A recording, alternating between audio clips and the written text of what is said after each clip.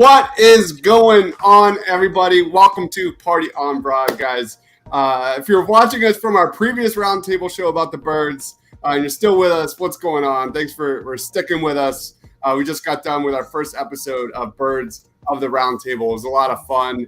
But today we're going into enemy freaking territory, and I'm just so excited because what does that mean? It means football season is upon us, and it is time to freaking go. Joining me as always, my man Rob at Philly_Madness. What's up, Rob? I am excited to talk about the Eagles. You know, I think I'm over my depression of last week, and I'm ready to just get ready to talk about some Eagles football, where we'll probably, in all likelihood, be disappointed again because that's a Philadelphia fan. But I'm excited to do it. I always like talking with the enemy's guys and seeing what's going on behind enemy lines. So excited about this show. All right, so tonight we've got a special guest. He is Zack Morton of Blogging the Boys. Sean, where can we find you, man? And what's going on, dude? Thanks for joining. Hey, how you doing, guys? I'm a little bit conflicted about that intro. Like the first 2 seconds, I'm like, man, these guys are legit. That's a badass intro when it was just a graphic, and then it was just all Philly highlights, and I'm like, okay, this isn't so cool anymore. But but nonetheless, hey, it's great to be here, guys. Like I said before the show, it's great to be talking to some Northeasterners. That's my home territory. So yeah, it's great to be here. I'm at Zack Morton NFL on Twitter, so fans can find me there. And my writing work is bloggingtheboys.com, and every Monday on Spotify and Apple Podcasts, you can hear the Hidden Yardage podcast, which has been a lot of fun to do. Awesome, man. Thank you so much for joining, man. If you hear us like making any jokes, I promise you it's mostly sarcasm. It's nothing I haven't heard. Come on. All right, let's start off and talk about the Dallas Cowboys, man. And let's just do like kind of a quick recap of the Cowboys free agency, the Cowboys NFL draft. Like, what's the status of the Dallas Cowboys as we currently stand? So it's been a pretty tumultuous offseason for just where Cowboys fans are at with this team. Of course, we all know they lost in the wild card round, which was a major disappointment. The 49ers just came in playing so much better than them down the stretch of the season. They took full advantage of it. They exploited the matchups of having that Kyle Shanahan physical run offense going right at what was a very good Cowboys defense. You can't take anything, away from Dan Quinn's defense this year, but they just definitely weren't ready for the 49ers. And, so that's how the season ended. And before we knew it, it was off-season time. And, yeah, like I said, it's been a rough one, even by Cowboys standards. We know this team is usually quiet in free agency. They've been especially quiet, and they've lost some huge names. I mean, to lose Amari Cooper, Lyle Collins, and Randy Gregory all in the same offseason, that should move the chips a little bit as far as wanting to go sign some big names to replace them. But it seems like every big name free agent out there just kind of used the Cowboys as leverage, and it was just a constant cycle of like Adam Schefter and Rappaport tweeting, this guy might be a Cowboy, and then two seconds later it's like, oh no, he's not. They couldn't afford him, and he's going somewhere else. So that was pretty much the offseason. They did get a couple players at positions of need to help them in the draft. Dante Fowler coming off the edge to help replace Gregory, James Washington to help replace Amari Cooper. So that kind of opened up their options in the draft, but they still addressed defensive end, they still addressed receiver, and their biggest need was left guard. They pretty much told us they were going to draft offensive line in the first round. They doubled down by not signing any offensive linemen in free agency, and that's how you ended up with Tyler Smith as the 24th overall pick. So they've kind of addressed their needs, and they've kind of ran it back from a 12-4 season last year. And like I said before the show, nobody's won this division for consecutive seasons since 2004. So to run it back and say, oh, we're going to do it again, well, that just hasn't happened. So that's why we're waiting to see exactly where this team stands right now. Well done, man. Awesome job. Let's roll into kind of, do you want to lead us off here? Like, what do you think is the biggest advantage the Dallas Cowboys have over the Philadelphia Eagles this season? I think it's the quarterback matchup. If you listen to my podcast, Hidden Yardage, when we did a bunch of episodes before the draft, my co-host Mark Lane would, pitch me draft questions. And one of the themes that we kind of hit, that I would hit on every week was a lot, he would pitch me a certain position. He's from Arkansas, so he would ask me about Traylon Burks all the time. And You guys trading for AJ Brown forced the Titans to draft him. So, not that I really wanted Traylon Burks, to be honest, but that blew up in the Cowboys' face if they wanted him, and there was some interest there. But he would, mention different players at different positions, and I'd be like, nah, I'm not sold on drafting that in the first round. I think that instead of needing a first-round player there, I think you just ask Dak Prescott to kind of elevate what's there as opposed to adding this or that. Unless we're talking offensive line, which is what they did add, or, unless we're talking a defensive pick or, of course, different things like that. But, yeah, this quarterback matchup, they are certainly asking Prescott to prove a lot this year. Throwing to CeeDee Lamb as his wide receiver 1 now, throwing to James Washingtons and Simi Fehokos and Jalen Tolberts of the world, and trying to get Ezekiel Elliott going again, behind an offensive line that has more questions than ever. So I do think Prescott has a lot on his shoulders. I think he's ready for it. And Jalen Hurts, for you guys, has a lot to prove as well.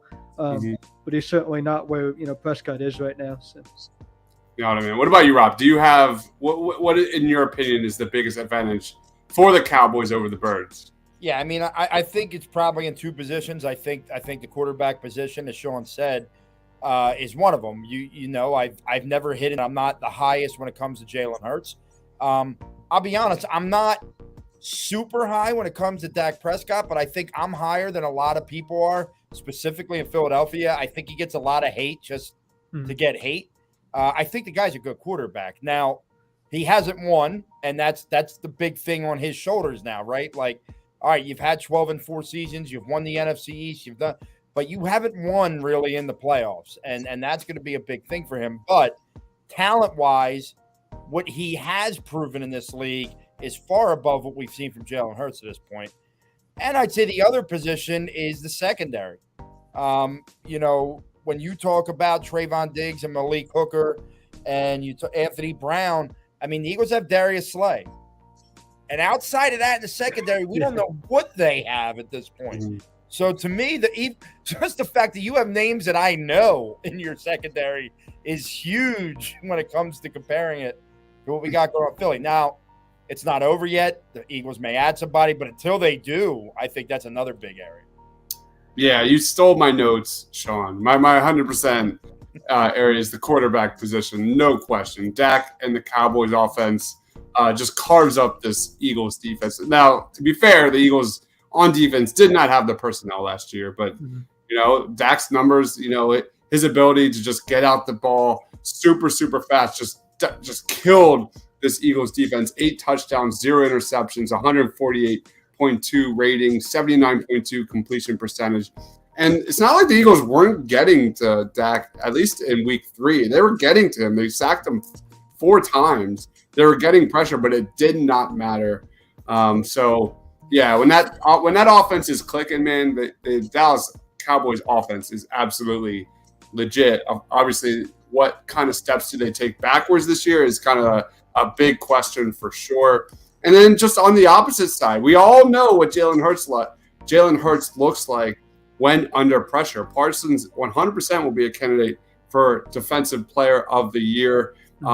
They've got big-time playmakers like Trayvon Diggs, 11 interceptions last year. And that's one of the Achilles heels of the Eagles, not getting takeaways. So that's definitely something to watch for me. Let's roll on to our next question, the opposite side. What is the biggest advantage the Eagles have over the Dallas Cowboys? Go ahead, Sean. So my first point here was the interior defensive line for you guys. I actually kind of like what the Cowboys have done at defensive tackle, but excuse me for a second.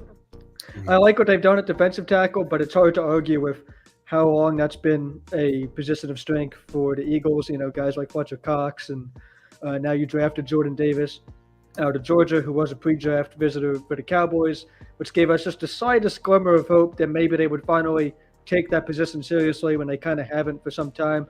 Even though, like I said, I do like what the Cowboys are going into the year with at D tackle, but not only do I like what the Eagles have more, the Cowboys' offensive line interior with a guy like Tyler Smith, a rookie left guard, Tyler Biadasz has a lot of room for improvement at center.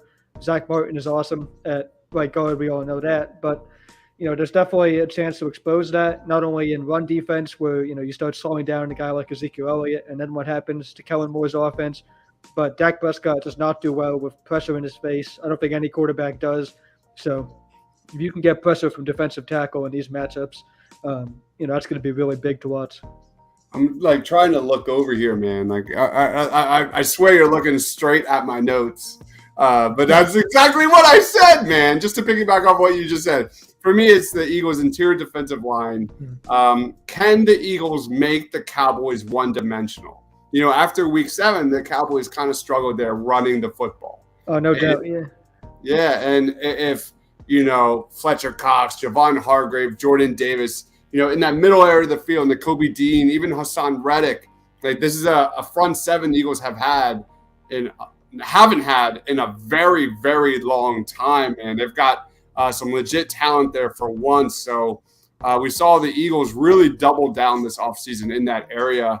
And if the Eagles' defensive line, this interior defensive line can kind of take away that Cowboys rushing attack, man, they might have a chance against the Cowboys, a fairly pretty good chance, because you take away that Cowboys rushing attack, all of a sudden you can kind of put your secondary in that intermediate area of the field and deep down the field, and there's definitely some advantages to be had for the Philadelphia Eagles. What about you, Rob?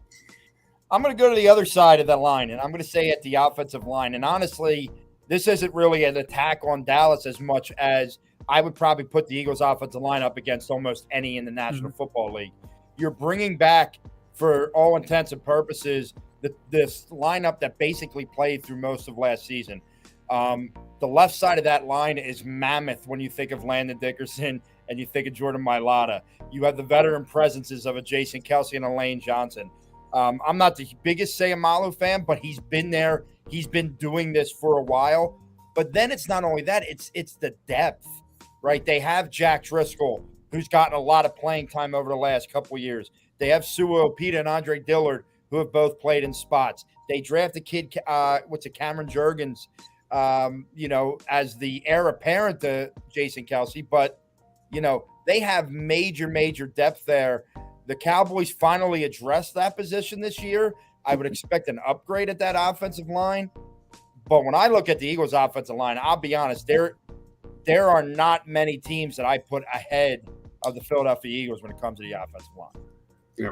And it's a very specific type of kind of scheme that they're trying to install with Jalen Hurts. And so as you get that continuity with the offensive line, that helps a ton for those guys to really be able to run it. And I was just looking at your depth chart, like you said, Rob, those names that are behind some of those big-time starters are a lot of the names that I really liked in the draft at that time. So, yeah, definitely building a bright future to protect whoever the franchise quarterback will be for you guys, whether Hurts has a chance to prove it now that he has the line, and a guy like A.J. Brown and Devontae Smith or, whoever it may be. It's a position of strength for you guys. Speaking of offensive line, like what happened there in Dallas last year with that offensive line? They came in like literally among the best of the best, and things kind of did. Like what was it? Injuries? Like there was a lot of shuffling around. Like what went down?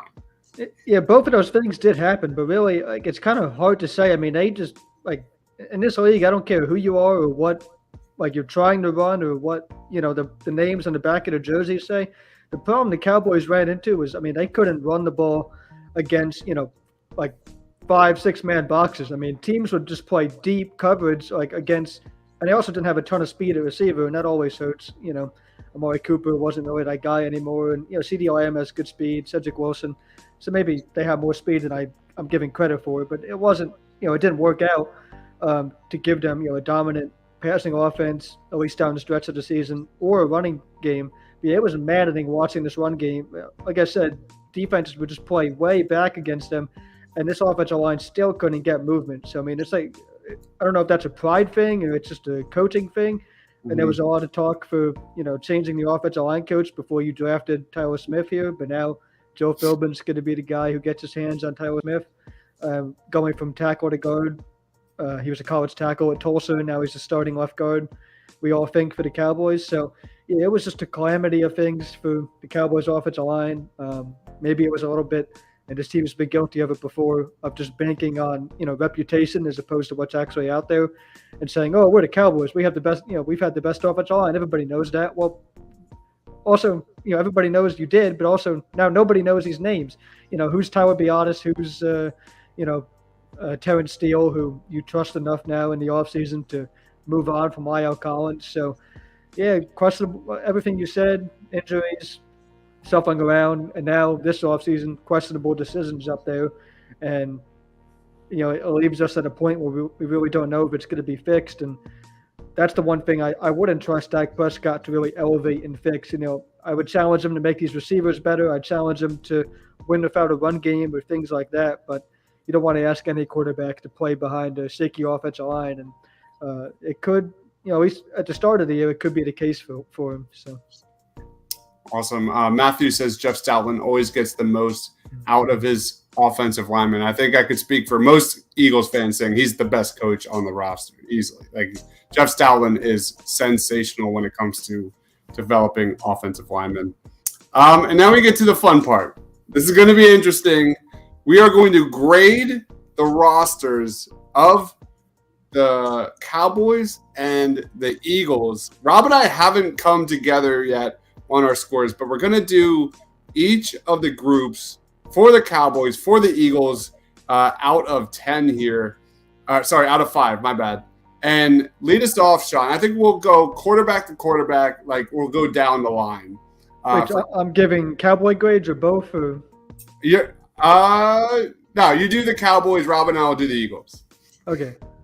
All right, so lead us off, Sean. Like, what's your grade out of 5 for the Cowboys quarterback? So I have it as a 4. Obviously, we're doing, full position group depth charts as opposed to just starters. The starter matters more than anything with quarterback, of course. But, I had it at 5 at one point. I knocked it down just because, Dak Prescott has missed a little bit of time with an injury. It was a lingering issue last year that they really did a good job of covering up for the most part. It was a bigger issue than really it got out. And now that he's fully healthy, I don't think it's going to, go on as far as that being a talking point. So they do have a very healthy Dak Prescott going into this year. That's great news. I don't think it's going to be a lingering thing. But the backup situation's always been a bit of a mess. You have a guy in Ben DiNucci here who only has a job because he's from Pittsburgh and his head coach is from Pittsburgh. So that's the only reason he gets to hang around the star. And good for him. He played quarterback at James Madison, and now he's just living life as a backup quarterback for the Cowboys. So whatever. But I have it just one notch shy of a perfect score of 5, just because Dak Prescott has a lot to prove this year, and some of the injury concerns and the fact that he lost Amari Cooper and the offensive line and all that, just compounding on what his game is going to be. Love it, man. What about you, Rob? Lead us off. Like, what's your gut feeling for the Eagles quarterback here out of 5? This should be good. Well, it's one of those things where I don't know if this is what's going to happen, but on the surface right now, I can't give any more than like a grade halfway. So I guess that's what, a 2.5, right? Because my reasoning behind it is I need to see Jalen Hurts as a quarterback. I know his athleticism's there. I know the intangibles are there for this guy, but you have receivers that you got to be able to hit in stride. You have receivers that you got to be able to see breaking open. And I need to see that. And until I do, I don't think it's fair to give the quarterback position a grade higher than halfway. It's not like I'm sitting here today going, well, they got a great room because of Gardner Minshew. Like, Gardner Minshew is who he is. Minshew mania, come on. I'm intrigued by Carson Strong, but I don't know enough about him. To me, it's an unfinished project right now. I mean, I would love to give it incomplete, but that's cheating. So I'll just go with halfway in between. I'll go with a 2.5. Yeah, my first gut feeling here is between that 2.5, 3 range. For sure. Like, he's, is he a top 20, top 15 quarterback? Probably. It might be tough. That might be tough. But that's kind of where he's at right now. So I agree. Can we do like a 2.7? 2.75, right in the middle. I love it. Yeah, I didn't know Philly fans knew how to count that high. Hey. Some of us are smart. Shots fired. Some of us have smarts. Not all. Not many, but some. I didn't even find out that we could do half grades, so I'm looking at my grades right now, and I'm about to bump up my next one by a half point. But now I'm like, I could bump it by 3/4. Listen, we're like Barstool pizza reviews, man. You can give any dude. score you want here. It works. All right, let's go to the offensive line. Lead us off, Sean. So I'm going to go the Cowboys offensive line. My initial number was 3, but now that I know we can have some fun with it, I'm going to go 3.33. 3 and a third for, a questionable Cowboys offensive line. Just to go from left to right real quick, Tyron Smith is, of course, a perennial all-pro type of player. And, last week on the podcast, I compared what the Cowboys just did in this year's draft, taking Tyler Smith to when the Giants drafted Daniel Jones, because it's been a talking point for the Cowboys for a while that they need to get the future behind Tyron Smith in here. And they're like, maybe this is the draft to do it. Maybe the roster is finally strong enough where you don't need that pressing first-round need. You could take a guard with the idea that he'll be the future tackle and, get your starters in the next couple of rounds. And they kept passing on it, and they got good players in the process, so it wasn't a huge deal. And, of course, the roster never was good enough to really do that because they've only won the division a couple of times recently. But they kept passing, and now this year they finally did it, and yet the pick was still, slammed by Cowboys fans and criticized, kind of the same way Giants fans were saying, you better get somebody behind Eli here. And then they took Daniel Jones, and Giants fans are like, what did you do? And they were like, we did what you wanted us to do for so long, but they just didn't like the player in Jones. So a lot of Cowboys fans aren't sold on Tyler Smith yet. It's going to take a while to really see him with pads and training camp, of course, and all that to grade an offensive lineman. So he's making the transition from tackle to guard. That's a huge concern. Smith's health at left tackle is the only really viable option out there is a concern. Tyler Biotis at center is a position you could certainly upgrade, and they passed on Tyler Linderbaum to do so. Zack Morton, you still have a lot of football left, I think, out of him at right guard. And then kind of the elephant in the room for this position group is the fact that, Terrence Steele, yes, he's a hard worker. He's a coach's favorite already, and he really did improve, mightily. But the fact that you could just toss him the keys to the starting right tackle job and say, we're fine with this when you're trying to play in the championship window here, I don't know if he's your guy that, could be a playoff starting right tackle yet. So he's your guy at right tackle, and that's why I can't go any higher than 3.33 for the Cowboys offensive line. Love it, man. Excellent job. What about you, Rob? You go first. 4.5. And the only reason I'm not giving it a 5 is because, like I said, I'm not crazy about Isaac Seumalo. We'll see what happens there. But you have continuity from last year. You have depth at the positions. You got veterans. You got young guys. You got a mammoth left side of your line. Jesus, you get to put Landon Dickerson and Jordan Mailata together on that left side. That is a huge advantage over many, many teams. This offensive line, look, I'll give the Eagles credit. The Eagles will tell you every single day they're going to build between the trenches first and foremost. It's what they do. And it's why you've had, I feel like for most years saying, you got a really good offensive line. And this year there seems to be depth, which is always a big thing because you just don't know about injuries. So 4.5 for me at this point. Yeah, 4.5 I think is they're right below the best of the best. They definitely can improve somewhat with pass protection. But the first vibe, that left side of the line for the Eagles, if they're healthy, Mailata, Landon Dickerson, Kelsey, that's got to be among the top of the top in the NFL, man. That's going to be easily their biggest strength grouping of this roster. Go ahead, Sean. Let's talk about running backs.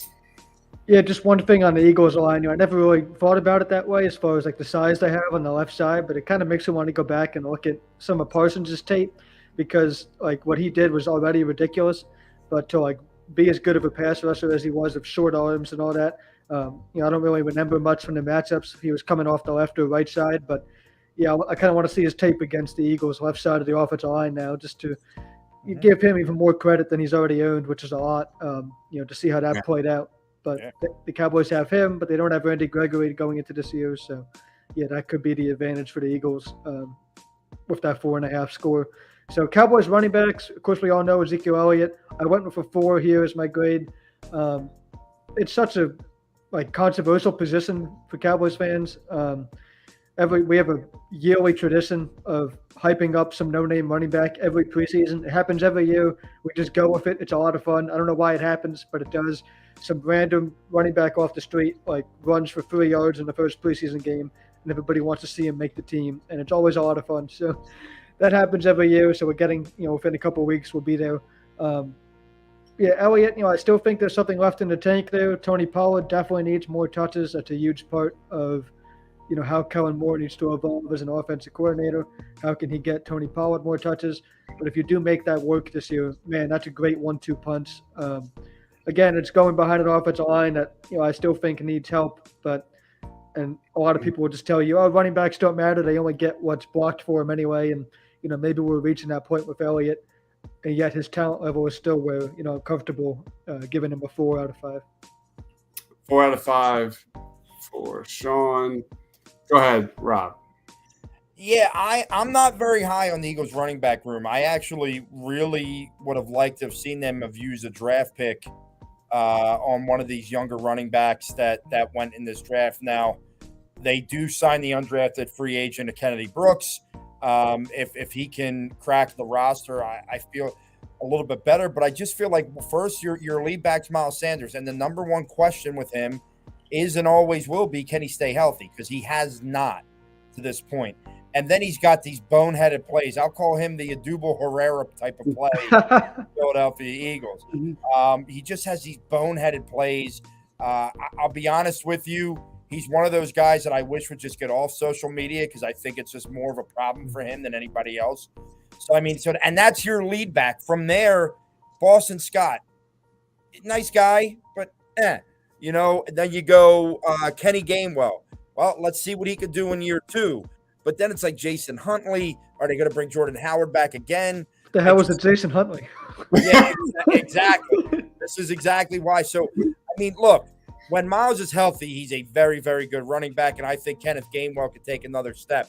But I want one of those bigger backs. I want one of those guys that go north and south, maybe Kennedy Brooks. DeMarco Murray. Yeah, ends up being that guy. For right now, though, I'm very blunt. I'm going to give him a 3 for now. All right, 3. I'm good with that. I think that's spot on. They don't have any, obviously, top guys here at the position. But I do think Kenny Gainwell is going to take a step forward this year. I think Miles is going to be running back by committee, 100%. Yeah. No question. But I do think Kenny Gainwell is going to fit this Eagles offense a little more because we're going to see a lot more pass from this Eagles offense, unlike the way the Eagles season ended last year. Stop it. Matthew says Sanders is a make or break season. He doesn't put his foot in the ground, man. Robbie nailed it on Miles Sanders. I'm not the biggest Miles Sanders guy, but I do think Kenny Gainwell is an interesting talent, and he fits Sirianni's offense really well as a receiver in that backfield. So for me, I think 3.0 is really fair. What was the deal early in the year with the Eagles just not handing the ball off? I don't know if I remember this correctly because it feels like forever ago, but I remember a whole talking point of the beginning of the year. They just refused to run the ball for weeks. Well, a lot of it is it depends on, that matchup. A lot of games were taking away the run. A lot of defense were just absolutely stacking everyone in the box and making Jalen Hurts beat them with his arm. That's what we saw a lot. But yeah, there was some boneheaded play calling from Sirianni at the start of last year. Really bad play calling. And where they're not even looking at Devontae Smith for stretches of the time, let alone running the damn ball. It really wasn't until week 6, Rob, that they finally started to kind of, Sirianni finally understood what Jalen Hurts is, more of a game manager. Than anything at that point of his career. Yeah, I think Nick Sirianni wants to be a passing offense, and I think he forced it quite a bit too much there early in the year. And then when he realized, I guess it might have just happened by chance that in one game it worked out really well. So they went back to it.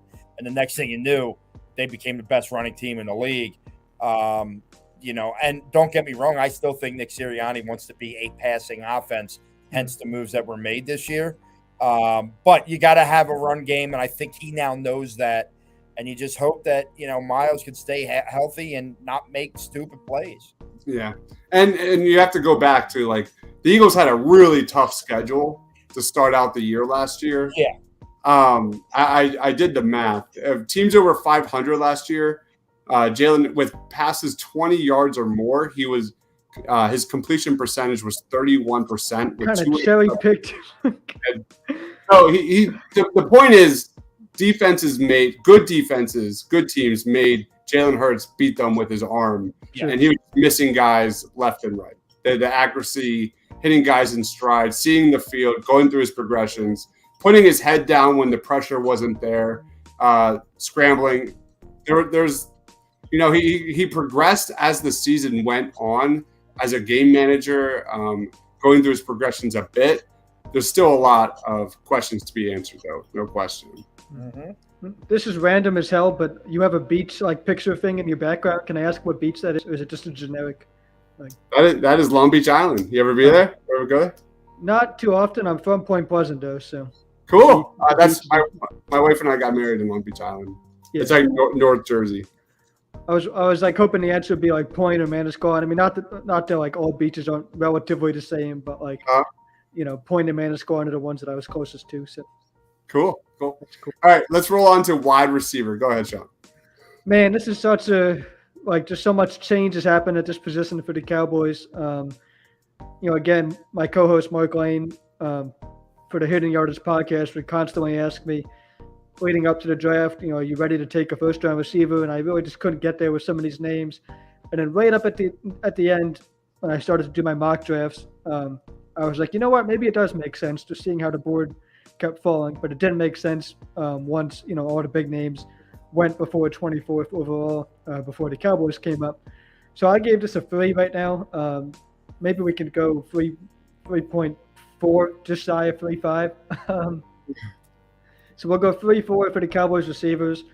It's going to be Michael Gallup not ready to start the season, coming off ACL surgery. So it's going to be some trio of CeeDee Lamb as your new number 1. Gallup is the 2 in waiting. James Washington is going to try to fill that role as a free agent acquisition. Jalen Tolbert is your 3rd-round draft pick with already high expectations, but he's kind of a fan favorite player already. There was a great story that came out about Dak Prescott reaching out to him before the draft even, and I don't think many teams can recall, their franchise quarterback just reaching out to a prospect that he didn't even know was going to be on his team or not, and saying we'd love to have you type of deal. And the Cowboys made it happen in the 3rd round. And Tolbert asked Prescott for the playbook right away, and they've gotten to work. And you have a guy like Simi Fehoko, who really did nothing as 2021 draft pick out of Stanford, as a slot receiver type of player. So, yeah, there's a lot of unproven players at receiver for the Cowboys right now. And there's even bigger questions, I would say, personally, about Kellen Moore's scheme, to get these guys open. When you move everybody up the ladder the way they have, Gallup was kind of that guy who was best those unscripted plays. If Kellen Moore's play broke down where the initial read to Amari Cooper or Lamb wasn't open, then you would get a big play to Gallup, later in the down. But now Gallup is going to be that guy that defenses can prepare for, along with CeeDee Lamb, who has the lofty expectations to be a number 1. So, there is so much to prove for these Cowboys receivers. It's going to be a huge storyline. I did a huge article recently about all the draft prospects the Cowboys are playing against this year that I had some interest in, and I was just looking at all the depth charts, and really only the Bears jumps out as far as being more concerned about what's going on at receiver. I mean, the Bears waited until the 2nd round to give Justin Fields any help, even though they have nobody out there. So that's going to be interesting.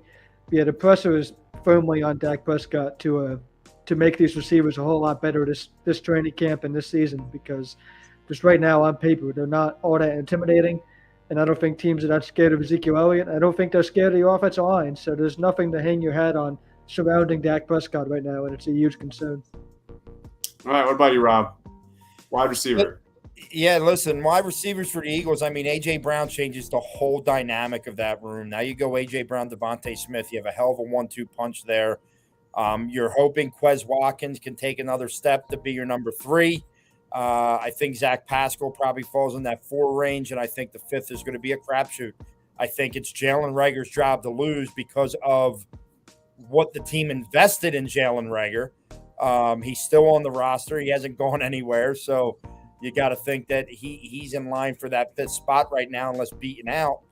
But I love the room because the top 2. I don't remember Jeremy Maclin, Deshaun Jackson, maybe the last time you had that exciting of a 1-2 punch at the receiver position. And honestly, I don't remember having a guy of A.J. Brown's caliber since maybe, and obviously this guy was way, way better, but Terrell Owens, like that sort of excitement to the wide receiver room. I could kind of, it's kind of similar. But you still need things to prove. And I think that unfortunately this grouping is going to lose a little bit of some points because of the quarterback. And we don't know what the quarterback's going to be able to do for them. So I give him a 4. I mean, I still give him a pretty high grade, I feel like. And like I said, I love the first 2, but I got some question marks after that that you hope get answered. And, I think who their quarterback is affects that until proven otherwise. Could not agree anymore. Actually, I wrote down 4 on my notes. And just to kind of go to Devontae Smith, Sean, so many of the takeaways last season in losses, in wins were, how many missed opportunities were there for Devontae Smith? Like, he blew us away so many different moments, so many different weeks. He could be a Pro Bowl player if in the right situation. He's that talented. Smith is kind of that guy that Hurts has to work with more, I would say. It's more timing wise, where Brown I think is the perfect receiver for any quarterback, but especially Hurts, where he can really make the game a lot easier for Hurts. I know that's been a talking point for Sirianni, as far as making what Jalen Hurts sees, from defenses and from his own scheme and things like that more consistent and not simple, but just a level of comfort that he has in the offense. It's easy to reach that level when, again, you can throw to both Smith and A.J. Brown. But Brown, I think, is definitely the biggest addition you guys made, and that was a huge moment during draft night. So. Yeah, it was the moment that it was put up or shut up time for Jalen Hurts, and a lot of Eagles fans were really still excited. There's a lot of buzz going on right now in Philly for training camp. Sean, lead us off with tight ends. So initially I wrote down 4. I'm thinking it might be a little too high, but I'm going to stick with it. So we'll go 4 for the Cowboys tight ends. They kind of have a conglomerate of players that all collectively should be able to do what one player should do. And instead they're just smashing it together into 5 players. And they're we have a little bit of everything, and we'll just try to keep the one on the field that we want to do, what we need to do in that situation, which is, again, a weird way to do things.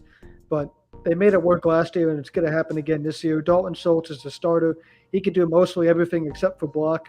But they still try him as a blocker. Kind of a get in the way type of guy, makes it happen. And depending on how the tackle situation plays out, just how much teams can exploit, his blocking ability, could be something to watch closely this season. So you have Dalton Schultz, but he is playing in the franchise tag, so you do have to start looking towards the future of this position. If you can't get a long-term deal for Schultz, they drafted Jake Ferguson in the fourth round out of Wisconsin. Of course, when you think Wisconsin tight end, you're thinking tough run blocker, hand in the dirt type of guy. But Ferguson is not really all that much of that guy. Yes, he can block, and he's improving, and the Cowboys are already working on that part of his game, but he's also more of a Dalton Schultz type pass catcher. So he's going to play under Schultz a little bit as a rookie, as long as he can see the field over a guy like Sean McKean, who's on this roster. Jeremy Sprinkle is a veteran that's played with Washington a bit. They've used him as a blocker, and then Ian Bunting is just a down-the-roster guy as well at tight end. So, again, it's kind of a bunch of different players smashed together to do the job that you wish, one-star tight end could do. Maybe Dalton Schultz proves himself as that and gets a long-term deal, or he proves it and gets a deal somewhere else. That's probably more likely. And next year we'll be, talking much differently about the Cowboys tight ends. But yeah, going into this year, I think they're pretty much fine with what they have, and Prescott and Schultz have had a pretty good chemistry before, so it's a 4. All right. What about you, Rob? Yeah, I kind of like the Eagles at a 4 here too. And I mean, obviously a lot of that's going to be because of Dallas Goedert. This is the time now. Dallas Goedert's got his contract. It's time for him to be the guy that I think he can be. He's a tough kid. He can catch the ball. He's had a little bit of issues with drops in the past, but it's like he'll drop an easy one and then make this stupid one-handed catch where you're like, what in the hell is going on here? From there, Jack Stoll got some time last year. Once Zach Ertz got traded, so he's got a little bit of playing time. I'm very intrigued by the return of Tyree Jackson when he gets back in the fold. He was kind of the camp darling last year until his injury, and I'd like to see that. But I also think the Eagles want the new kid Grant Calcaterra to really take a role here. I think they like this kid. I think. Obviously, with him, it's the injury concerns that forced him to retire from the game before he came back and played his senior year at SMU last year. So I love the room. I love the Dallas Goedert, what he's growing into. He's the veteran presence now. It's his team from the tight end position room. So I'll go to 4 here. All right, I'm going to go with the 4. I agree with the drops. Dallas Goedert had, I think, tied the team lead with drops last year with Kenny Gainwell. Needs to shore that up 100%. I'm going with the 4. Let's real quick go over the grades. Cowboys offense gets an 18.73, a 75%.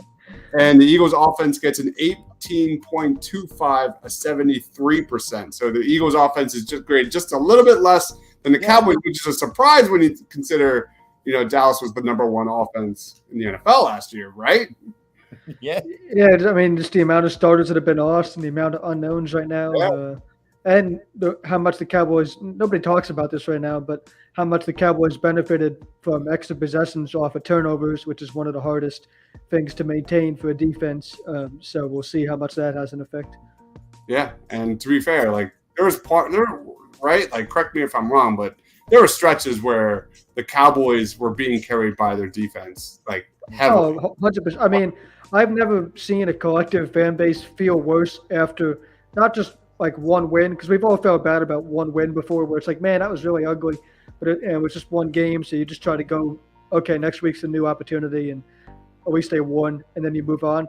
But I've never seen for a stretch as long as we had just fans being disgusted even though we were still winning. It was like 2 in a row, 3 in a row, 4 in a row. Hey, this is a great win streak, but nobody was happy just for weeks on end because there was just so many ugly wins. So it was a very weird thing to go through as a Cowboys fan to see, just the way this team was winning. Part of it is just because we're not used to seeing a good defense, so to win with defense is just weird. But it is, a sustainable way to win if you really commit to it. But they weren't committed as much to it, as they could have been because a lot of the cap space and all that was on the offense, and that's why you needed those guys to produce. This offseason, you've lost a lot of your big cap numbers on offense, and the defense has added some, the offense has added a little bit, and you're kind of back where you started last year. But again, let's bring up the fact that nobody has won this division consecutively since 2004. So just to be back where you started doesn't guarantee you anything. Quinn says Eagles tight ends deserve a 5 because of the J-Jaw upgrade. That's sarcasm. That's 100% sarcasm, Sean. Let's go on the D-line. Let's go to the defensive side of the ball. Go ahead, Sean. So I have this as a solid 4. We'll go 4. I want to get fun with the decimals since you guys had some decimals over there. 4.34. Little palindrome number for Dan Quinn's defensive line. This is a position that he really develops well. He gets the most out of his players there. Parsons isn't going to be a full-time defensive lineman this season, but he does factor heavily into what they're going to have there because of how well he proved himself as a pass rusher, surprisingly as a rookie. So you have Parsons in this mix a little bit. Like I said, I actually like what they've done at defensive tackle, which is not too often we've been able to say that about the Cowboys. They re-signed Carlos Watkins, kind of just a veteran, tough-nosed defensive tackle inside there. He had a pick 6 against the Saints at the Superdome, which was awesome. And You have Oso Odigizua, who's a developing young player, really came on well. Tristan Hill is still hanging around. Who hasn't proved his full potential as a second-round pick. So you have a pretty strong group at defensive tackle. Left end, you brought back DeMarcus Lawrence, which had to happen. He's a very underrated player still somehow. So, yeah, losing Randy Gregory still hurts. If they somehow still had Gregory in this group and they signed Dante Fowler, I'd probably give them a 5. But right now you just have Fowler and Dorrance Armstrong as your kind of every down right side defensive ends opposite Lawrence. But yeah, I think this is a very athletic, versatile group that really needs to get after some quarterbacks this season, and it's a group that can do that. I'm really curious what Rob says about the D-line. Go ahead. So it's a difficult thing for me because obviously this was a strong suit for this team last year when it came to the run game. When you look at the interior part of the line, it's legitimate, right? Like, I mean, they're loaded. You got Cox and Hargrave, and then, oh, by the way, Jordan Davis, Milton Williams, who I thought had a pretty good rookie season last year. I mean, you got 4 guys that you can rotate that can really wreak havoc. I'm not happy with the ends. I don't think they did enough. Like, I love that Brandon Graham comes back, but he's a year older off Achilles surgery. Don't get me started on Derek Barnett still being on this football team. There are a few guys in my time as an Eagles fan, which is like 30-some years, that I have hated or disliked more than Derek Barnett. He was one of my favorite draft prospects. Yeah, I remember watching him be like, someone's going to get a steal on him, but I know he's had some good moments, but not. He's had a couple moments, but he's also had some. He's another Double Herrera. It just does stupid thing after stupid thing. Didn't he force the fumble on Brady? He recovered the fumble. Yeah. After that, that's like statue worthy for Philly. I mean, you don't have that much to show, right? But after that, he has had more penalties and tackles, I believe, in his career, and I just can't with the guy anymore. You need Josh Sweat to pick up, but there's another part to this, Dibes, is I know that they ran a 4-3 last year. Mm-hmm. Everything tells you they're about to go to a 3-4 because they didn't pay attention to the line, right? So what's that mean? Does Fletcher Cox kick out, and is he an end in the 3-4 and these types of situations? So it's a very hard thing to grade right now because we just don't know what they are. I'm giving them a 4 based off of the talent that is there in the middle, especially. You hope that Brandon Graham could just be better than what they had last year in Ryan Kerrigan, which I think he can be. So I think I'll go with a 4. I could see it being maybe a little bit lower, but I think you're going to see a lot more 3-4. And in that sense, you're going to have your 3 best guys in the game at a time. Yeah, interior probably like a 4.5. When you get to the edge guys, I agree, Rob. Like, I'm in that like 3.5, 3 range. I mean, the Eagles had the second worst pass rush in the NFL last year. It was bad. And albeit Brandon Graham went down early, but the dude is 34 years old. Josh Sweat was kind of a fake Pro Bowler on my end. He made the Pro Bowl? What? Yeah. I mean, I don't care who makes the Pro Bowl, to be honest, but like, I guess I didn't follow. I mean, did I not? Yeah, I'm trying to think. Like, did I not follow? He was an alternate. What did he do? What did he do? Yeah, but like, I watched obviously both Eagles games against the Cowboys and then probably more.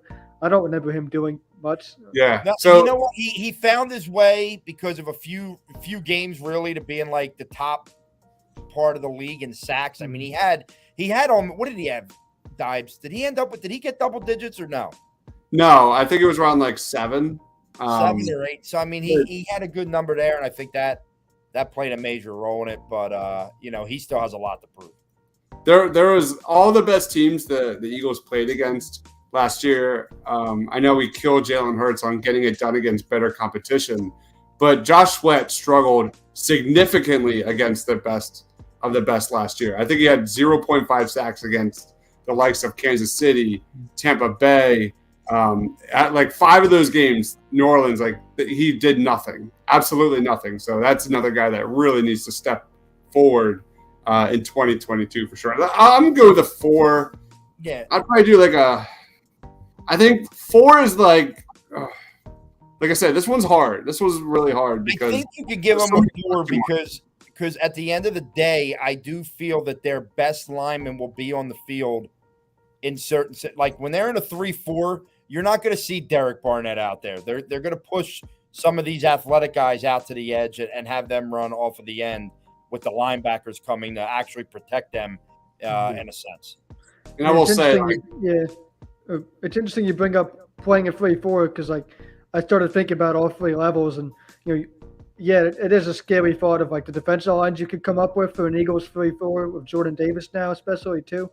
But it's like, and we're going to get into these positions here for both of the teams in a second, but you go beyond that and it gets scary because a base 3-4, do you have the linebacker personnel to have enough out there? And then also, you're not playing a base 3-4 or a 4-3 much in today's NFL. Nickel defense is kind of your new base. And then, we even talked in the first couple minutes of this show about the Eagles secondary not being, a position of strength. So you need the talent around this defensive line to make a full defense. But yeah, the personnel was definitely there for the Eagles up front. I will say like that this D-line needs to play like a 4.5 if the Eagles defense needs to, take a step forward because like we're going to break down the defensive backs on the Eagles. It is ugly. It is very ugly right now. So it's a 4.0 right now, but Josh Sweat, Brandon Graham, they all have to stay healthy. They all have to improve across the board, especially on the edges. Let's roll into linebacker. Wait, we got a comment from Joe real quick. Not too scared of the Cowboys pass rush other than Parsons. Team's got tape on him now. Maybe has a down year. Next is Fowler at 4.5 and Lawrence at 3 last year. Quinn's defensive line has been lacking since Seattle. Any reaction to that, Sean? It's all mostly fair. I don't see a down year for Parsons at all. I just think the skill level is too good. And, what he did as a pass rusher wasn't even expected, wasn't even, something that we knew the Cowboys were going to use him as much as they did with. But he forced his way into it or they saw something we didn't as far as knowing he was going to be able to do that. And it was an amazing thing to watch him, get after the quarterback. And his closing speed on quarterbacks is kind of hilarious to watch because quarterbacks would roll out against him and they would always think they have more time to throw. They're like, oh, this is a linebacker type of guy chasing me. Like, I can just keep stepping over to the side here and I'll have time to throw. And then in a second, Parsons would just be on top of them. And like they'd be like, what just happened? He just closes so fast. So, yeah, he does some incredible things that I don't think are going to slow down anytime soon. And, I don't know if Fowler's sack output is going to be huge, but, the thought of maybe the Cowboys offense holding up their end of the bargain where you're playing with the lead, you're forcing teams into long down and distances, and then you can get him and Parsons and Armstrong and Orange. It's kind of going to be a strength in numbers thing for the Cowboys pass rush, so we'll see. All right. Let's get into the linebackers, man. Go ahead, Sean. Man, this is a confusing position for the Cowboys. So, Parsons is part of the equation here too. So he helped make the score what it is on defensive line, and he'll help make the score for linebacker as well. So I went with a 3. We'll go 3.2. I'll give him a little bump there for the linebacker. But man, they do not necessarily have a lot of things figured out here. Luke Gifford has been a guy who's trying to prove himself as more of a defensive player, but he's really just a special teamer year in and year out who could play a little bit of linebacker, and that's kind of all you got. Jabril Cox is the guy who knocked Daniel Jones out of the early game this season that I was at this year. So he is expecting to step into a starting role this season, coming off of an injury. Excuse me. So Cox and Parsons are kind of your projected starters. At linebacker, Leighton Vander Esch got re-signed as a 2018 first-round pick. His career started so well, and it's kind of been, I wouldn't say it's been nothing but downhill, but it's been just way more ups and downs than you'd like to see from a first-round pick. But now he's kind of that veteran bridge type of guy to whatever Cox is going to be, whatever Devin Harper is going to be, who's taking almost a redshirt year, we think, as one of this year's draft picks, reminiscent of what they did of Jalen Smith. So, yeah, it's really just Parsons, Gifford, and Jabril Cox, and that's not a group that I think right now you should have a ton of confidence in, but as long as the defensive line does enough where Parsons can actually be a linebacker more times than not, he's a guy that can carry this unit already, and I do like Cox's athleticism. Gifford has the potential to play a little bit And then beyond that, it's definitely just a we'll see, a bunch of guys who are no names that only Cowboys fans have heard of, just trying to prove themselves in training camp this summer. So, yeah, it's a solid 3.2. All right. Go ahead, Rob. I can't believe – I feel like I'm in the Twilight Zone right now, and it's an episode – but it's like a great Twilight Zone. It's one we've always wanted to be in. And it's one where we could say the Eagles have legitimate linebackers and depth at the position. I've never felt as confident in a linebacker core as I do right now. And a lot of it goes to this. They signed 2 free agents. Obviously, Hassan Reddick being the prized possession for them this offseason, their lone big-name signing. But then they go out and they get Kaiser White, who's a guy who's had a ton of tackles in San Diego, who I love adding him to this defense. And then, hey, let's top it off with in the 3rd round getting the Kobe Dean, who many people thought could have been the 1st or 2nd linebacker off the board in the draft. And I know that there's health concerns, but he participated in the rookie mini camp a couple weeks ago. They are consistently saying he is full go. He's ready. So there's those 3, right? But then you got guys that have played a lot of snaps in TJ Edwards. Before he got hurt, one of the best surprises on the defense last year was Davion Taylor for the Eagles. Dodge's boy from Temple, Sean Bradley, has shown flashes.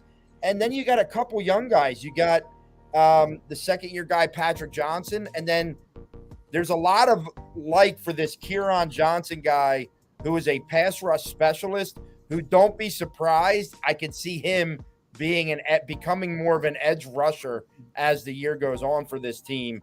Maybe to solidify that part of them. I can't believe that the Eagles have depth and have linebackers that I'm excited to watch. Like that, if I was still buying jerseys, like I'd probably buy a Nakobe Dean jersey. Like this is insane to me. I don't know what this is like. I don't know how to act. I'm thrilled about it. I still just I think because there's just doubt in me because it's the Eagles and the linebacker position. I have them as a 4. But I could be talked into going higher if you wanted to, Dives. No, I'm good with a 4. There's still got a lot to prove. Yeah. This is Philadelphia. You never know what athlete you're going to get in Philadelphia. Never. Go ahead. Well, I was just going to take a jab where I was saying, you said this is Philadelphia, where athletes go to die, or linebackers go to die at least. But yeah, well, we don't ever sign any to come here, and when we do, they retire. So, but if you do want to play a 3-4, yeah, you better be strong at this position, and you guys will keep an eye on how these guys are developing if they want to do that. So. Yeah. Quinn says hard to go too high on the linebackers until we see them on the field. I think a 4 is fair because there are some proven guys there who have been very successful in this league. Yeah, this score could change very fast once we see Nakobe Dean. Going sideline to sideline. You know what I mean? So we'll see. We'll see. I think I'm looking at this graphic right now. You guys gave up on having fun with the decimals. Like your offense is all these fun decimals. and mine did. Well, actually, both of our offenses had fun with it, and then we all just got tired of it, I guess. And like now yours is just boring. All right. I'm gonna do it. 4.12. 4.1.2. 4.12. I like it. I like the score. Cool. Yeah. Yeah, I think Hassan Reddick's gonna have a huge year. For special teams, we got to get super weird with the decimals because it's special teams. I'm promising some chaos when I get the special teams, but all right. I guess we're on Cowboys secondary now. Let's do it. This is, they are like notorious at this point for not addressing safety at all. I mean, they just do not give a damn about the safety position. They do have nice players there right now, but there is no future on this roster long term at safety. They only have, I think, 3 players who are under contract for more than just this season, and it's Israel Mukiwama, who was a late round pick from last year, who hasn't done much, and he's a convert cornerback anyway. So, he's not someone you can really count on to do anything yet.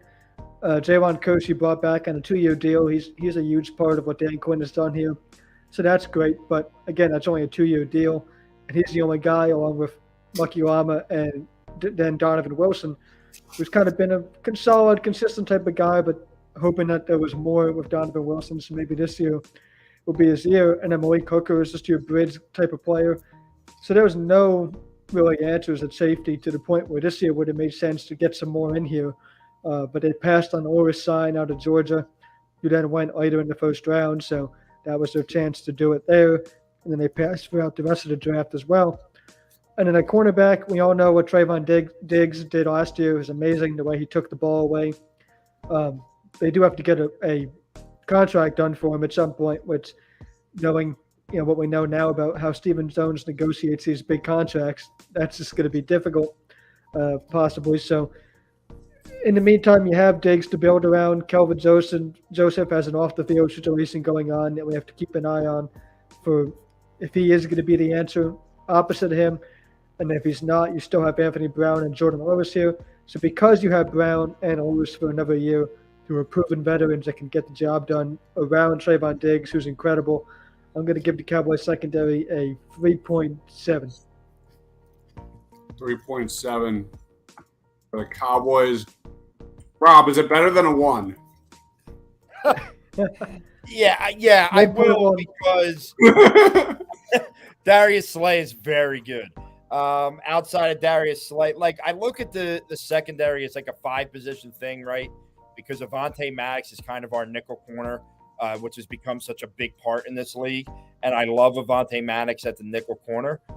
Don't love him to be our secondary outside.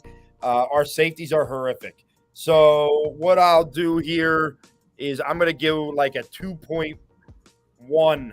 I'll give it a 2.1. I love Darius Slay, but my God, if they don't do something now, to me, you need to call James Bradbury and you need to try and get him here. I know he had a bad year last year, but we're looking at nothing in that position this year. Yeah, that's how the Cowboys are looking at safety, but they don't value it that way too. Safety, I don't know what the hell they're doing. I really don't. I have no idea what they're doing. It sounds like they had tried maybe during the draft to trade for Chuck Clark in Baltimore. Didn't happen. You have a disgruntled, who's the young kid out in Cincinnati? Jesse Bates, yeah. Jesse Bates, he's disgruntled. I don't know. And that's the funny thing. Like, we all think – everybody wants to feel like in May the roster's set. It's not. There could be other signings that kind of change things. But as they sit right now, I'll go with that 2.1 solely off of Darius Slay. And I gave 0.1 because Avonte Maddox is a good nickel corner. Yeah, I mean, you think like 5, like what's like if like a 2.5 out of 5 is like they're like half, they're like 50-50 as a secondary in the NFL. I don't know, man. I don't know. I might be lower than this. I might be a little lower than this, dude. Yeah, God forbid Darius Slay gets hurt, given the roster. Like, if Darius Slay goes down for any period of time, my goodness. But this is one of those reasons why last year, when they waited till late 3rd round of the draft, they draft Zack McPherson or 4th round, whatever he was. I just don't understand that. Like, here you are, you're in this position now. And it's like you have no one. Like, Zack McPherson isn't ready to play the position. Who don't give me I don't even know, like Kerry Vincent Jr. I don't know. I mean, come on, I can't do this right now. Yeah, I will stick with 2.1, but what kind of generic football name is Craig James? I'm looking at your depth chart in the secondary. Even though Craig James was still on the team, the only other guy that's a wild card, but I think he would be more is they really like this Tay Gowan kid they got in the Zach Ertz trade. I don't know. We'll see. I mean, he's a major question mark. A lot of people are like you said, like we've gotten a lot of comments, positive comments about Tay Gowan as CB number 2. There's a Josh Jobe at cornerback, apparently. Yeah, I mean, he's a high floor guy out of Alabama. But he was another undrafted free agent, so I don't know. Like him and the Goodrich kid from Clemson, I don't know what they're going to be. I mean, yeah. But, yeah. All right, let's roll on to special teams. Oh man. Go ahead, Sean. I'll be honest, I forgot we were grading this, so I don't have a number written down. Not that I can't do it on the fly, but I also just promised some chaotic numbers, so let me come up with something crazy here. Cowboy special teams, they have one of the more known special teams coordinators in the league. That's, a coaching position that goes under the radar, but they do have John Bones Fossil. So he's a guy that can come up with some crazy stuff. I don't know if I've forgiven him for the musical chairs act in the playoff game against the 49ers. I'm sure you guys remember that, where they stood around and then they ran off the field and then the offense ran back. And it was all supposed to get the 49ers to call a timeout. And then that never happened because Kyle Shanahan was like, why would I call a timeout? You guys have 50 guys on the field and you have to figure out how to snap the ball. And then they were about to snap it and they didn't, but it was supposed to draw a too many men penalty at the same time. But the reason it didn't for that was because we had a celebration penalty or something. It was a whole mess that really was a big kind of turning point in that game. But they are moving on with Fossil as the coordinator. He has some say in how they draft as far as these late round UDFA guys that he can add. And they added some linebackers who might not see the field on defense this year. Those could certainly be core special teamers along with your backups in the secondary, since you have so many veterans going into this year, at least for just this year, on one-year deals in the secondary. The kicker position, they have nothing figured out. They had 2 UDFAs for as of last week, and then they already cut one. So now they're down to just one kid out of SMU trying to be the kicker this year, so I don't really know anything about him. But we'll see how it goes. So Cowboys special teams will go 3.35. Go ahead, Rob. This is going to be. I wanted to do consecutive numbers, 3, 4, 5 or something again, but yeah, 3, 3, 5 will win. Look, Jake Elliott bounced back last year. I thought he had a pretty good year last year. I was happy with him. That's about all I was happy with from the special teams last year. Here is my disclaimer to the Philadelphia Eagles, because I know their front office obviously listens to Party on Broad and will heed my warning. Do not let Jalen Reagor return punts ever again. Put A.J. Brown back there. Oh, my God. Let him get smacked. Listen, they obviously are looking to groom a returner because 2 undrafted guys that they've picked up are just speedsters. One is a guy who literally just set records in the pen relays. The other guy's that Britt McCovey, the small wide receiver there, who is a return man. So I think they are looking to finally, for the first time in my life or since Brian Mitchell left, try and upgrade that position. You got to have guys who can get you field positions in critical moments of the game, and they haven't had that. Stop just saying, we'll just put whoever's on the roster back there and hope that they can at least catch the ball. I don't want that from my return game. And then Aaron Sipos, through the first 4 games of last year, we were like, wow, this guy can really punt. And then he sucked. Horribly, horribly, horribly sucked. So I have no idea where the hell to go with their special teams. Philly fans will trash the most random things. You guys have been so calm all night, and now it's special teams. Let's get fired. I feel like we're Philly. We need a better punter.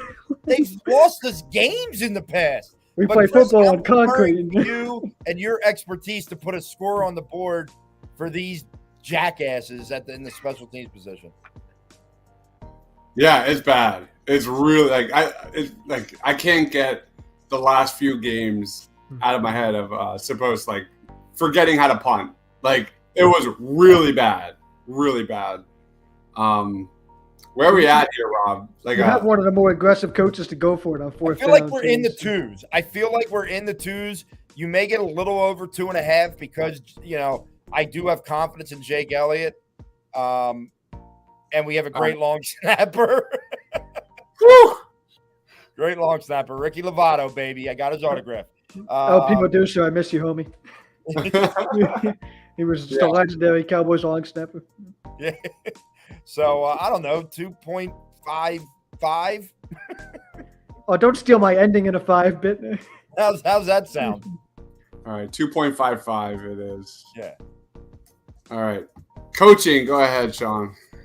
I could go probably really long-winded with this, but I'm not going to. But one of the more crazy things that happened this year for the Cowboys is a complete 180 flip on how we felt about the top 3 coaches, specifically the coordinators under Mike McCarthy, though, because we went into the year thinking, man, Kellen Moore's offense is going to cook all year long. But this better be the year they win with him because they're going to lose him to a head coaching job this offseason because it's going to be a show. And it only lasted, like you guys have already said, for the better part of the first half of the season. And then the way the Cowboys offense fell apart, Kellen Moore still did get some head coaching interviews, but you better believe that came up in the questioning from other teams, like, hey, why did you guys struggle in the big games down the stretch? And I guess they didn't like his answer enough to. No team gave him the reins as their future head coach this offseason. And there would be a point, like I said, when Cowboys fans would have been so excited about that. But at the point he was interviewing, the way the offense just struggled, Cowboys fans are ready to get rid of him by the end of the year. They're like, it went completely from we hope this guy doesn't become a head coach to somebody take him off our hands type of deal. I wasn't quite there with him yet. I do think he has potential. He just needs help. And you have to criticize Mike McCarthy a little bit as a career, offensive type of head coach who worked with some great quarterbacks and other coordinators and all that for not helping him the way that he'll have to this year if this entire staff wants to keep their job. Dan Quinn is awesome. Probably the best thing that happened this offseason for the Cowboys was getting to keep Dan Quinn. We all thought it was a lock that he was going to get the Denver Broncos head coaching job. So when that didn't happen, he decided to return to Dallas. That's a huge win. The way players connect with him is kind of amazing to watch. He already has a bond with a second-round pick, Sam Williams, who's a defensive end I didn't mention when talking about the D-line, but he's the guy who's going to get snaps. So Quinn is awesome. I still have some hope for Kellen Moore. McCarthy has the pressure on him. He's kind of just overseeing this whole thing. And so for Cowboys coaching, man, it's hard to – all that said, it's hard to put like a number on something like that. But I do think Quinn being here has to keep this number kind of high. So we'll go 4.1. Nice. Rob. Listen, I have grown more and more in the positive with Nick Sirianni. I really like the guy. I think he knows what he's doing. I actually think he's a smart guy. And what I see is him trying to fit what he has from a roster rather than trying to fit a specific game plan into a roster that can't do it. As I said earlier, it's clear he wanted to be a passing offense last year. And when he realized he couldn't, he made a switch that we haven't seen out of one of our coaches in a very, very long time. So from the head coach, I'm very positive. I feel good going forward with him. He really surprised me last year. I mean, I got to be honest. He really, really surprised me last year. As far as the rest of the staff, Shane Steichen doesn't really do much. He's just kind of a figurehead. Jonathan Gannon, look, you're on the hot seat now, baby. All right. They're trying to build the defense that you want. I know the secondary still needs some help, but I need to see the amazing ways you get pressure on the quarterback. Then when you talk about, honestly, the Eagles positional coaches are some that I really enjoy. Obviously we talk about Jeff Statland, and that's the one that, really sticks out.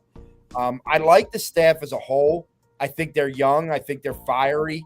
And now they all, like last year where we're like, well, they need to get experience. Well, now they all have a year experience, and that's something that excites me.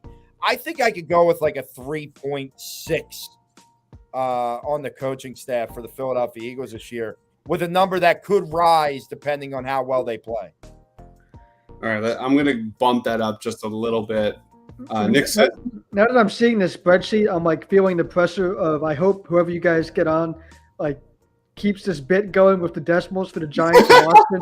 Because when this thing is done and people are looking at all four, they're going to be like, man, whoever was on for the Cowboys is an insane, crazy person. If like the Giants and Washington just have like regular numbers, and then it's going to be like, oh, this Cowboys idiot put all these decimals, and that's why the Eagles had to do decimals, and we don't like Dallas and all that shit. We'll have to get you on again during Cowboys week. Oh, yeah. And like look at this and reflect. It's going to be interesting for sure. Nick says, Quentin says Nick took too long to run the ball, so 3.14. Yeah, What did you say, Rob? I said 3.65. I'm going to bump it up to a 3.8. I'm weirdly positive that Gannon's going to surprise people this year. I don't know why.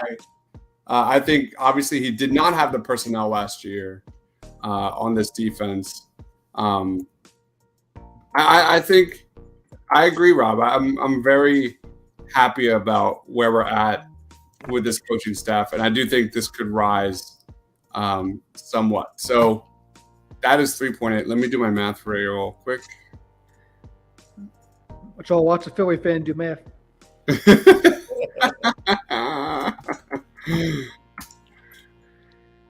Well, I mean, Dallas fans know math because of all the long division they have to do to get back to their last title. So, I mean, there's a lot of math. Or their first playoff win. Yeah. All right. So here's the final score. I don't know how they teach long division in schools anymore, but they could probably use like any, Cowboys being one of those teams, championship droughts, to do it. All right. Final score. Eagles. I will start with the Cowboys. Cowboys offense 75%. Cowboys defense 75%. Cowboys total 75% across the board. Eagles offense 73%. Eagles defense 68%. And Eagles total is 70%. So the Cowboys are 5% better than the Philadelphia Eagles. Any reaction to that? One of the very first podcast episodes I did was we talked about who the biggest threat to this team was going to be in the division, and my co-host Mark Lane was adamant that it was the Eagles. I kind of made a little bit of a case for the Giants, depending on how their offseason went. They've done some good things, but at the moment, I'll probably lean more. Again, this is early podcasts from months ago now, and things change so quickly, and we didn't even know, what the draft was going to be yet at the time. So that has happened, and that has changed things, and the A.J. Brown trade, all of that is here. So I would probably agree that the Eagles are going to be the biggest threat to this team, and it's going to be close. So our rankings reflect that. I'm telling you, Sean, we're going to become very insufferable if the Eagles are able to add a cornerback number 2 there opposite Darius Slay. That's going to get bumped up. That 5% could get followed up pretty fast. I'm just saying. Yeah, I think that's within the margin of error, honestly, when you think about how, we're doing this in May. And I do think that these two teams do kind of stand out above the others in the division for this year. I know New York might be on the up and up. I know Washington thinks that they're rebuilding, but I still think they're a year away from mattering. I think the Eagles and look, they were the two teams in the playoffs from this division last year. They both lost in round 1. They both think that they can improve. So we'll see. But I think I don't see Dallas blowing out the Eagles in all their matchups next year. You know what I mean? I see these games a little bit closer. It's going to be fun, man. It's going to be really, really fun. All right, last time. Oh, sorry. Go ahead, Sean. That, practice squad game from week 17 was just insane. I mean, but that was like the microcosm of the Cowboys season as far as getting too overhyped about beating up on either a bad team or, like, in that case, it was, a team playing backup players. And, they do like a sounds from the sideline thing on the Cowboys team website every week or most weeks, I think. And there was one from that game. And, to look back now, knowing that they lost first round of the playoffs, it's just so cringeworthy, the way they celebrated blowing out the Eagles and the way they did, with Kellen Moore. Oh, man, look what we're doing to these guys. So, you didn't do it when it mattered. And that's just been the story of the Cowboys for years and years. So, but this year's a new season, and, like you said, doing this in May, there's always hope for every team. So it's pretty tightly contested right now. Love it, man. All right, last time, Sean, where can we find you, man? Thank you so much for hopping on, of course. Thank you. Absolutely, yeah. Like I said, being a native from, you guys' neck of the woods, I'm sure you guys hate nothing more than running into Cowboys fans from New Jersey. So now you get one across the screen where I'm safe here. But yeah, always a pleasure. I'll definitely do this again anytime you guys need. It's been an honor to host the podcast on the Blogging the Boys podcast network. So the name of the show is Hidden Yardage. We're available on Spotify, Apple Podcasts, Blogging the Boys podcast network. And we're one of 2 shows right now in the off season that come out every Monday. So there's a show called First and 10. You'll see that if you look on Monday morning. And then sometime on Monday afternoons, you also get the hidden yardage. So the good thing about being the Monday sub as well is we're really excited to get into the season. Of course, and we'll be doing kind of the recaps on Sunday nights, and being that first reaction on Monday. So Hidden Yardage podcast is going to be a lot of fun. It's myself and Mark Lane, and then I got articles coming out every week on bloggingtheboys.com.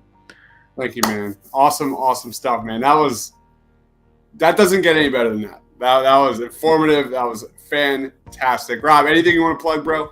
Nah, man, just check me out at Philly_madness, getting into arguments with people. It's what I do. That's what Philly fans do. It's true. I feel like I've really turned a corner lately. I just want to say I'm like proud of myself for not getting into as many social media fights. Like I used to. I mean, not that I used to fight people too much, but I used to like just go on and on with these conversations. Now, like the weather's beautiful year round almost in Texas. Like I've learned how to just ignore people on Twitter, and I know Philly fans need to learn that. But you guys can't because you don't have the championships to back it up. So instead, your championship is dunking on people on Twitter, and I respect that. Though.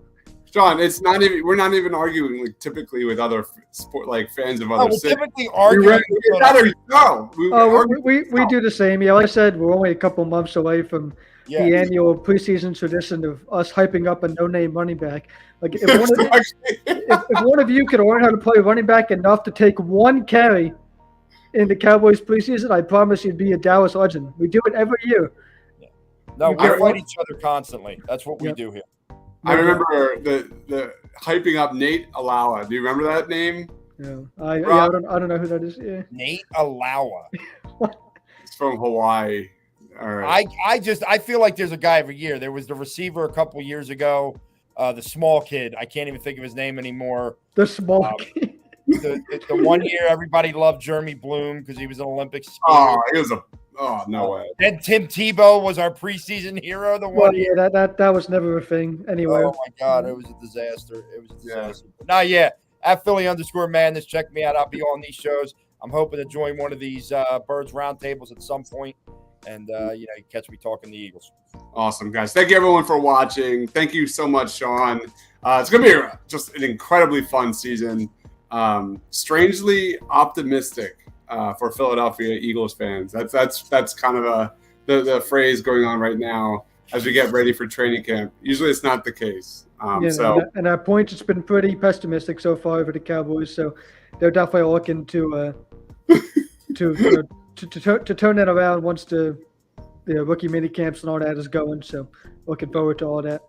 Yeah, man, we got to get you on during Cowboys week. I promise you, like we pride ourselves on being pretty objective here. We'll call out the Eagles any chance we get. We'll have more fun with it. One of my favorite, here's one thing we can, I guess, agree on real quick to end the show. Obviously the two teams that we're both in agreement of disliking would be the other NFC East rivals, the Giants and Washington. I've only been living in Austin for about just over a year or so, and one of my favorite memories so far is I was in downtown Austin for the Cowboys' just absolute blowout win on Sunday Night Football against Washington, where they won like 56-14 or something. And it was just from the start, they were just touring with Washington. It was an amazing thing to witness in downtown, which isn't it's not much of a Cowboys crowd that comes out. There were Cowboys fans that go watch the games there, but obviously it's nothing like Dallas. It's more of like a unique thing here in Austin, but it was still a great way to go watch that game where the Cowboys put up like almost 60 points. Again, it didn't mean anything in the playoffs, so that's why we're here talking about the offseason. But yeah, we can collectively agree on our hate for Washington and New York, and to see them beat up on Washington like that was pretty fun. We have been talking nonstop the last week about Eagles, Cowboys, Christmas Eve. Like that is. I forgot about that. That is. Yeah. I mean, obviously, like the first Sunday night game is going to be huge. I think it was like week 6. But Christmas Eve, man, it's going to be a special time. Yeah, I'll probably be up that way in the New Jersey, Delaware area. Yeah, watching that game. Even though I'm kind of spoiled by not being in the cold anymore. I don't know if I can handle that area in December anymore. But. Trust me, even when you're here, you can't handle that cold. Let me tell you. It took me like a week to ask myself down here, like, how did I ever do it? Like, I spent 20 plus years in Jersey, a month in Texas, and I was like, the fuck was I ever thinking to do? Why did I live up there? even though I was born there. So yeah, Texas summertime's in full swing here, pretty much, and it's hot. So. All right, guys. Thank you everyone for watching. I'm in Disney World all next week, Rob. So There you go. Vibes, enjoy, man, enjoy. Yeah. So no shows next week for sure. I'm out. Fantasyland, where whatever characters do. I'm not a Disney fan, so I can't even I don't know what it's about. I'm trying to get to the point where I was like Fantasyland, where the Eagles can be a contending team, but it didn't work because I don't know my Disney. So I'll shut it. All right, guys. Thank you everyone for watching. For Rob, for Sean, for myself. Stay awesome, everyone.